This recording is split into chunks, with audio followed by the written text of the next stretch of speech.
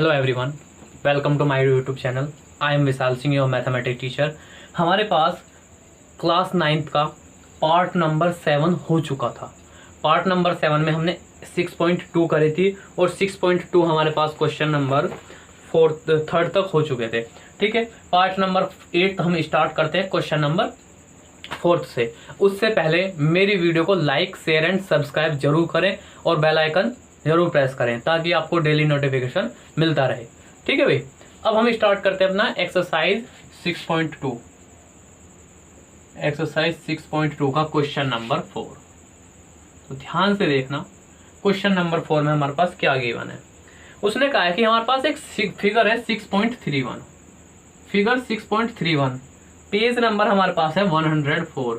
तो ध्यान से करना है, बड़े ध्यान से अपनी बुक, रफ नोटबुक अपने पास रखनी है, क्वेश्चन साथ साथ देखना है और समझना है। तो हमारे पास फिगर है 6.31, कुछ इस तरीके से फिगर है वो। ठीक है, ये पॉइंट हमारे पास P है, ये पॉइंट Q है and this point is R, S और T। तो ये वाला एंगल हमारे पास 130 गिवन है and this angle is 110 degree.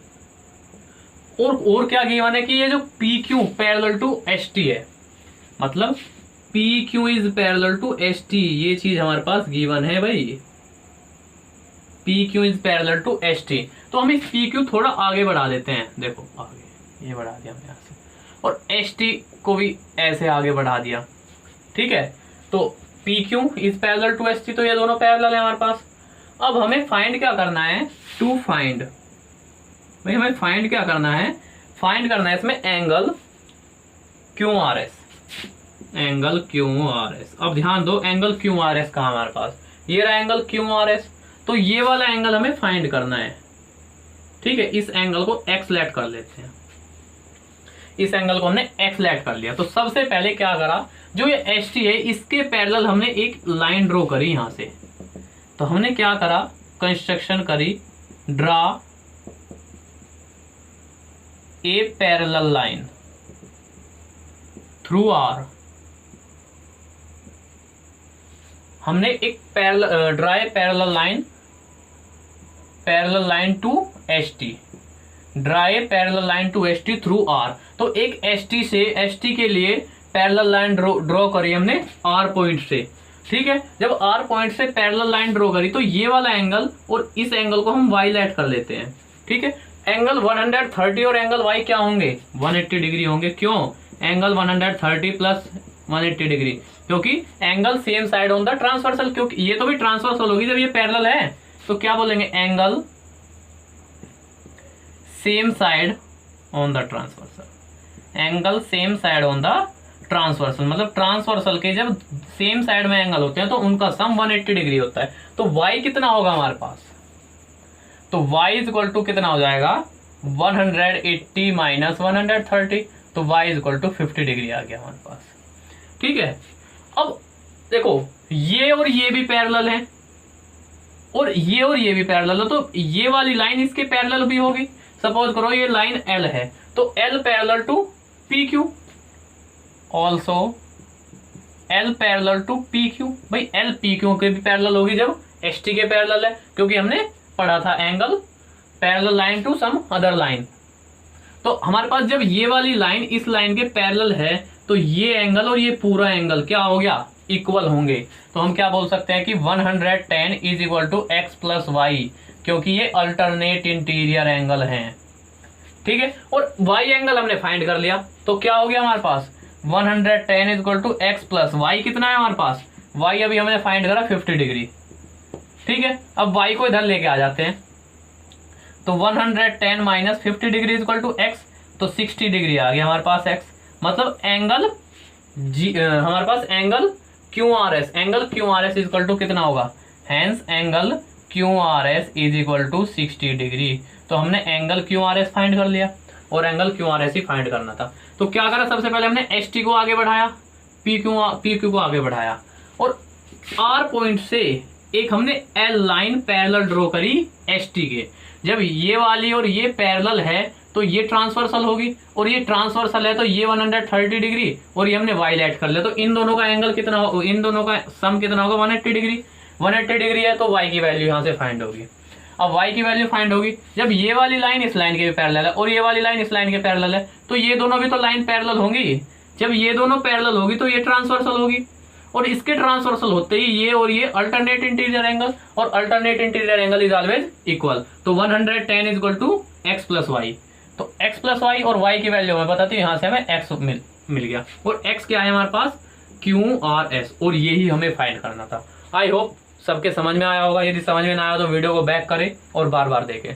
ठीक है बच्चों, अगेन क्वेश्चन नंबर 5 पर आते हैं। ठीक है, क्वेश्चन नंबर 5 हमारे पास एक 6.32 फिगर है। तो फिगर पर ध्यान दो, हमारे पास 6.2 फिगर किस तरीके से है, ये और ये इस तरीके से गिवन है। ठीक है, ये एंगल 50 डिग्री है, ये हमारे पास ए पॉइंट हो गया, ये बी पॉइंट हो गया, ये बी पॉइंट, ये पी, ये बी। ठीक है, ये वाला एंगल हमारे पास x है, ये q है, और ये c है, ये r है, और ये d है, और ये 127 डिग्री गिवन है हमारे पास। और क्या गिवन है, तो हमारे पास क्या क्या गिवन है इसमें देखो। इसने बोल दिया कि ए बी पैरेलल, हमारे पास गिवन है, इसमें क्या गिवन है कि A B parallel C D है, A B parallel C D है। उसके बाद angle A P Q is equal to 50 degree, ये वाला एंगल 50 डिग्री हो गया हमारे पास ए पी क्यू। उसके बाद angle P R D is equal to 127 degree, जो हमारे पास पी आर डी है 127 डिग्री है। अब इसमें फाइंड करना है हमें एक्स और एंगल वाई, ये एंगल एक्स है, ये वाई है। ठीक है, तो to find angle X and angle Y, तो ध्यान से देखो भाई, देखो जब ये A B parallel B C है, A B parallel C D हमारे पास गिवन है, तो ये जो पी क्यू लाइन होगी वो ट्रांसवर्सल होगी, तो पी क्यू इज ट्रांसवर्सल। जब ये पैरेलल है A B and C D, तो पी क्यू ट्रांसवर्सल, और पी क्यू ट्रांसवर्सल है तो ये और ये क्या होगा, अल्टरनेट इंटीरियर एंगल। तो क्या बोल सकते हैं, x is equal to 50 degree. क्यों, क्योंकि ये अल्टरनेट इंटीरियर एंगल है, और alternate interior angle is always equal. तो x की वैल्यू मिल गई। अब हमने बताया कि ए बी पैरेलल है सी डी के, तो ये भी हमारे पास ट्रांसवर्सल होगी, तो क्या P R is also transversal. जब पी आर ट्रांसवर्सल होगी तो ये वाला एंगल इस एंगल के इक्वल होगा। अब सब थोड़ी सी देर के लिए इसे भूल जाओ, तो ये वाला एंगल इस एंगल के इक्वल होगा, और ये एंगल क्या है 50 प्लस एक्स, तो 50 plus x is equal to 127, sorry 50 plus y, ये वाई है, तो ये भी अल्टरनेट इंटीरियर एंगल होगा हमारे पास। तो अल्टरनेट इंटीरियर एंगल, तो y की वैल्यू यहाँ से क्या होगी हमारे पास, y is equal to 127 minus 50, तो कितनी आ गई, y इज इक्वल टू 7, और 12 में से 5 को सब्ट्रैक्ट करो तो 7, तो y इज इक्वल टू हमारे पास 77 डिग्री। ठीक है भाई, आई होप सबके समझ में आया होगा। ठीक है, यदि समझ में ना आया तो वीडियो को बैक करो और बार बार देखो, और समझने के बाद इस क्वेश्चन, हर एक क्वेश्चन को नोट करते हुए चलना है अपनी फेयर कॉपी में। ठीक है, अब आते हैं हम क्वेश्चन नंबर 6 पर। तो देखो क्वेश्चन नंबर 6 हमारा थोड़ा सा साइंस से रिलेटेड है। तो आपने इंसिडेंट और रिफ्लेक्टेड लाइन पढ़ी होगी, ना ही पढ़ी हो तो मैं बता देता हूँ। देखो हमारे पास यदि ये मिरर है और इस मिरर पर एक रे आती है, सन की कोई भी रे, ठीक है, ये रे आई और ये रे किधर जाएगी, यहां से रिफ्लेक्ट हो गई, ये इधर जाएगी। ठीक है, इधर से आई तो इधर को जाएगी ये। ठीक है भाई, ये 8th क्लास का टॉपिक है आपका वैसे। ठीक है, तो यदि हम इस लाइन पर इस पॉइंट से परपेंडिकुलर ड्रॉ करें, ये हमारे पास जो मिरर है, इस मिरर पर हमने यहाँ इस वाले पॉइंट से, जहां पे ये एक दूसरे, यहां से जहां पे रिफ्लेक्टेड, हमारे पास इंसिडेंट रे बोलते हैं इसको, इंसिडेंट रे आई और रिफ्लेक्टेड बन के चली गई। तो ये वाला angle I is equal to angle R, मतलब ये इंसिडेंट एंगल, ये रिफ्लेक्टेड एंगल होगा। और हमेशा इंसिडेंट एंगल और रिफ्लेक्टेड एंगल इक्वल होते हैं, I is equal to R होता है। और ये एंगल इसके साथ क्या बनाएगा, 90 डिग्री का बनाएगा। ठीक है भाई। तो अब इस कंसेप्ट पे हम इस क्वेश्चन को करेंगे। तो क्वेश्चन पढ़ना ध्यान से है, और जो पढ़ोगे क्वेश्चन में उसको मैं आपको यहाँ पे समझा रहा हूँ क्वेश्चन में बोला क्या गया है। तो उसने कहा है कि P Q and R S two parallel mirror, तो ये दोनों पैरेलल मिरर हैं। ठीक है, सबसे बड़ी बात है कि ये दोनों पैरेलल हैं।